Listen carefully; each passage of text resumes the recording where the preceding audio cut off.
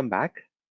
In this AWS Automation with Stan series in English, we are going to see how to automate the start and stop of AWS EC2 instances. So we have already seen one of the method. We used existing jump server or the Bastion server to go and start and stop the instances on a particular schedule using task scheduler. Whereas in this method too, we are going to use a Lambda function, which is a serverless function. This is going to be a very cost-effective solution in order to do the same start and stop of EC2 instances. So we also have to do a couple of more steps. We have to create an IAM policy, and we have to attach it to a particular IAM role, which will be Lambda function in this case. And we'll also trigger the Lambda function on the particular time period or on the particular schedule when we want to stop and start the instances. So this is a very straightforward method. We have to write a couple of lines of Lambda code or Python code in order to get this done. So why we need to generally automate the start and stop of EC2 instances? So we want to avoid manual intervention. Plus, we also want to achieve cost optimization by stopping the unwanted EC2 instances during the non-business hours, either during the weekend or during the week during the non-business hours during every day. Right, so let's go and look at the demo, the practical step-by-step instruction on how to get this done. First thing, you can go and create an IAM policy. So IAM policy is nothing but it defines the permissions that we are going to provide. So in this IAM policy, I'm going to choose the particular service on which we are going to provide the permission. I'm just selecting EC2. So there are two methods you can do this. Either you can select these service, action, resources, and conditions in a visual way using the visual editor, or you can also paste it in a JSON format if you already have the code. Like for example, I do have the code here, but I don't want to use it. So here you can add what kind of actions you want to perform on the EC2 instance, like the start and stop. Okay, those are the two lines which are needed to be added here. But I'm just going to show you the same kind of output after I'm editing it in a visual way. So here I've selected the EC2 instance, and the actions that I need to perform is, you can also go and filter it by typing it there, or else you can also quickly scroll down and look at the options here. Go to start and stop. So it should be somewhere here. So it is arranged in an alphabetical way. So stop and start instances. So both are here. You can add whatever other permissions if you want to allow them to deploy the instance or terminate the instance. You can also get them added there. And here we need to add which particular instances this Lambda function should have permission towards. Okay, for example, if I want to say any in this account, it will have permission on all the instances. If I say all the resources, this particular policy will provide you access to all the resources. Those are all not the best practices method, because we have to follow the least privilege permissions has to be followed. So I'll just add only the ARN of that particular EC2 instance. ARN is Amazon resource name. So for every single resource in AWS, it will have a unique identifier. So here I'll just go and add the region. Here it is US East 1. And once I update it, it has added the region here. And now I can I've got two instances for this demo. So I'll copy one of the instances and then I'll get them added here. Okay, click on add. Now I've just given permission to this instance. If you want to provide permission to other instances, you can add the ARN here, right? Let me click on next and then get it added. So I can give a kind of name for the policy. This is going to be EC2 start stop policy. And you can also give some meaningful description here. Allows the permission to start and stop the EC2 instances. Okay, create the policy. Once the policy is available, you have to attach this policy to a particular role. Okay, so the role can be an identity, or here in this case, the role is going to get attached to Lambda function. We are going to provide the permission of starting and stopping the EC2 instances to the Lambda function here. So here I'll create a role now. So you can see that the policy is created here and it is customer managed. And if you want to go and edit it, or if you want to change it, you can also go and change the access level. You can also add additional systems here. If you click on this allow permission, it will give you option to go and change the list of policy. You can also edit it anytime, right? So here, let me go to the roles now. And here I will go and create a role. So now what we are going to do is we are going to allow a particular service to access another service. So the service which is going to access is Lambda function. So allows Lambda function to call AWS services. Here it is going to call the IAM function to get permission, and it will use that privileges to go and stop and start the EC2 instance. I've selected Lambda here, click on next. And then here you have to select the policy that you have created. This policy has permission to stop and start the instance. See, this is the JSON file that I have in my notepad. You can also copy and keep it for your reference. And click on next and give it a name, EC2 dot stop role, and then click on create role. Okay, fine. Okay, now once the policy and role is created, so we have completed 2 steps now. So we have created a policy, we have created a role, and attached that policy or link that policy to that role. Now we have to create a Lambda function, and we have to give this IAM role privileges to that Lambda function. Let's do that. Let's go to Lambda and then create the Lambda here, Lambda function. And we are going to author it from the scratch. We are writing it from the beginning. So I'm going to call it as EC2 start stop function, or you can also write separate functions for stopping the instance and starting the instance. Currently the instance is in running state, so I'll create one for stopping it now. Lambda function EC2 stop, and based on the programming language that you have developed the code, you can select that. I'm going to select Python here, and here I have to select the role. This is where it is important. You have to select the role that you have created. I'll select the EC2 start stop role, and then you can create the function. So you can also add the code here. Okay, so what I'll do is once after the function is created, I'll delete what we have here. So here what we need to do is we just need to add 2 lines of code which will allow you to stop and start the instance. So here in this case, we want to add the code for stopping the EC2 instance. It is pretty straightforward. Okay, it is a couple of lines of code for stopping the instance. So we have to add EC2 stop instance and mention which are the instances we have to include it here. See, this is a print message. This will add a kind of output at the end, whether the instance was stopped or started. It's a message. So this is an optional thing which I've added.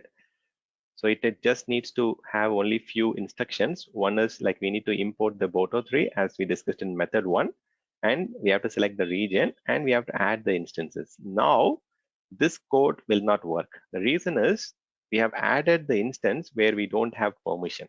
Okay, let's try to save it and then try to test it out and then see what kind of error we get. It should give us the permission error, right? If I trigger it, because we don't have the permission to stop or start the second instance which I've mentioned.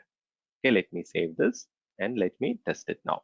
So if I test it, it is definitely go and throw the error. You are not authorized to perform this operation because we don't have permission on that particular instance. Okay, now what I'll do is I'll go and remove that instance where I don't have the permission, and then I'll have just only the instance where I got the permission. I'll save the settings. Now I'll go and test it out.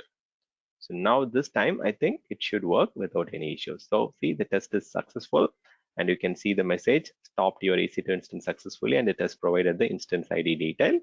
And you can see the script ran only for 500 milliseconds, and so the consumption of the pricing for this Lambda function will only be the execution time of the Lambda function. So it is a very cost-effective solution, in fact. So the status is succeeded, and it used only this much memory, and the time is only 500 milliseconds. So now let's go and check whether the instance is getting stopped. This one should be getting stopped now. See, it is stopped. And we can also verify whether this was triggered using the Lambda function, we can go and check it in the cloud trial. Go to the cloud trial event, and we can also check whether this event has happened recently. Event history, go and filter by the resource, provide the resource ID. See, there is a stop instance recently at 6:12. Now time is 6:14, so it has happened just now, 6:13, around 6:12, 59 seconds. So how did this happen? It used the EC2 stop role, and you can see that it has also used the specific permissions, and all the details are available. Okay, perfect. So it is working as per intention. And now what I have to do is, if I want to have the instances started, I can create one more Lambda function and I can test it out. So I can also do one thing. In order to test the code, I can just change this to start EC2 instance, and then I can also add started your EC2 instance successfully, deploy it, and then I can just go and test it out. Now this should automatically start this particular. So now I should see the pending state here. See, it is getting started. So perfect. So now the instance is in pending state, and it should be available anytime soon. Right. So the cloud you can also go and check the cloud trail. Here you can just go one step back, and then you can just filter. See, now I can see the start instance as 6:14, which is the current time here, 6:14 and 50 seconds. It has started. Perfect. So now you can also see a detailed stuff, like what was the state before, and then what was the previous state, and what is the current state, and all those things will be available in the detailed log in CloudTrail. So now let's see it is running now.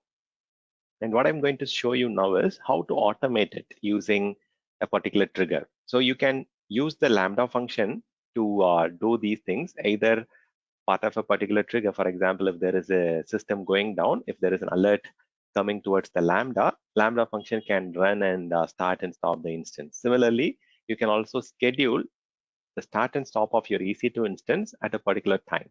So how do we do that? So we have a option in CloudWatch. See, currently there is no trigger. You can click on add trigger and add the CloudWatch event rule here, or you can go to the CloudWatch console and go to the rules here and get a rule created. See, when you create the rule, okay, so here it will ask for whether you want to create a rule based on a particular pattern, like based on an event ID or based on a particular service going down. You can also do that, or you can also create a rule to run on a particular fixed time interval every day or every 24 hours, or a specific time you can provide. So here I'm going to give a cron expression. So if you have worked in Linux, Unix, you might have heard about this cron expression. So this is the time that we are providing, what minute, what hour, which date, which month, and all those things. So if you're not familiar with this, you can use this cron tab.gru, and you can go and start typing it here. It will give you the kind of syntax. So if I want to do it, for example, at 6:20 p.m. In GMT, I can just say 6 means it is 18. And here, if I want to do it at 6:20, I can just give it a 6:20. And on which day? So I have to do it on 30th today. And you can also see, you can also add the month and all those things. Okay, so month is 03, and we should be good, right? I can just copy this, and then we can try to add this cron expression here. So if we have the cron expression, we can just check this. Let me try to check it out. Yeah, so now you can see that it has got, so I've added asterisk to run every year. Okay, so this job will run at 18:20 GMT. So if it is GMT, then we have to go minus 5:30 from this time. So minus 5:30 will be, I think, 12. Yeah, it will be 12:50, right? So let me add 12, or like, yeah, it will be 12:50. 12:50 will be, so 12 plus 5 is 17. So no, it should be little above. So it should be something like 13:50. So it should be 1 and half plus 5.5. Yeah, it is 7.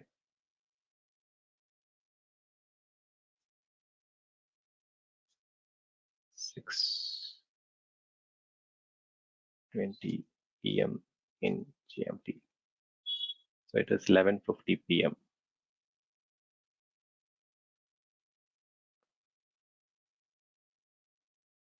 to IST. Okay, no, something is not here.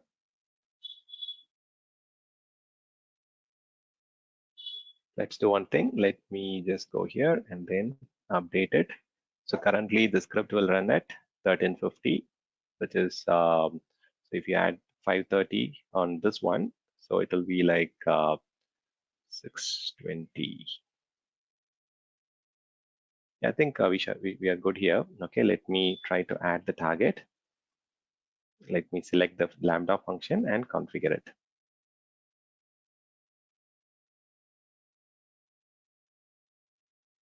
1350 GMT to IST.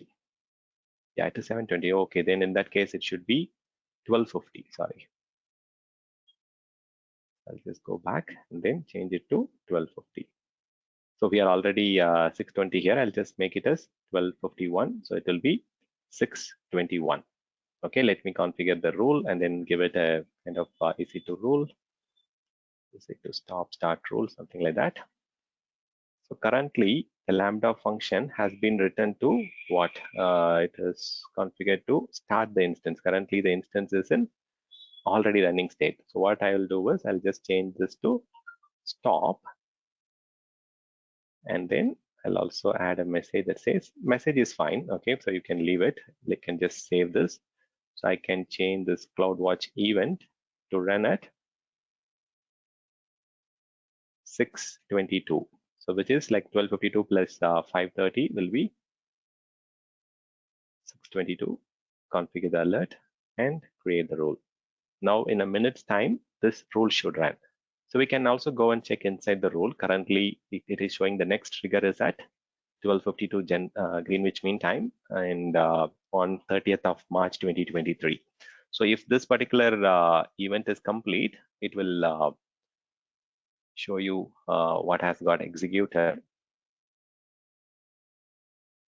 Okay, it will also give you a detailed view on how much time it took and all those things. So after a minute, we can check. So I think in a minute, it should say that the next trigger is on 30th of March 2024. Let's give it a minute and check. And meanwhile, yeah, I think we are good with the time conversion. This is very clear here.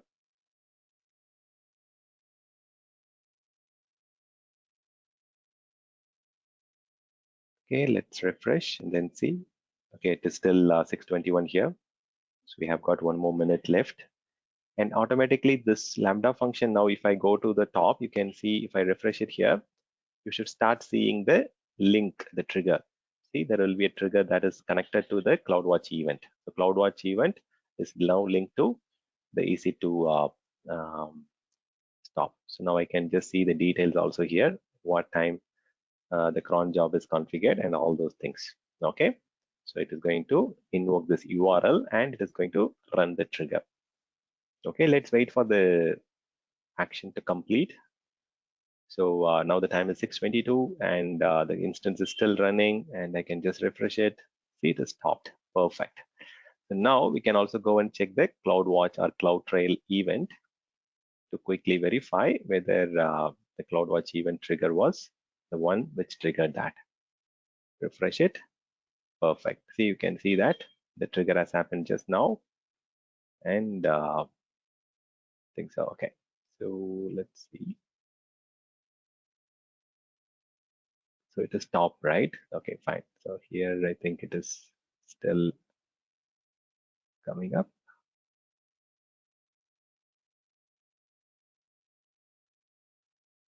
Yeah, so you can also check it in another method. See, if you go to CloudWatch, if you refresh the screen should say the next trigger is on next year.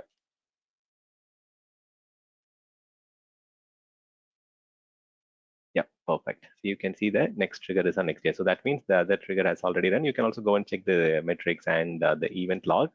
and you will be able to confirm that. So this is how you can start and stop the instance using a CloudWatch rule and Lambda function to perform cost optimization for your existing environment. Thank you for listening.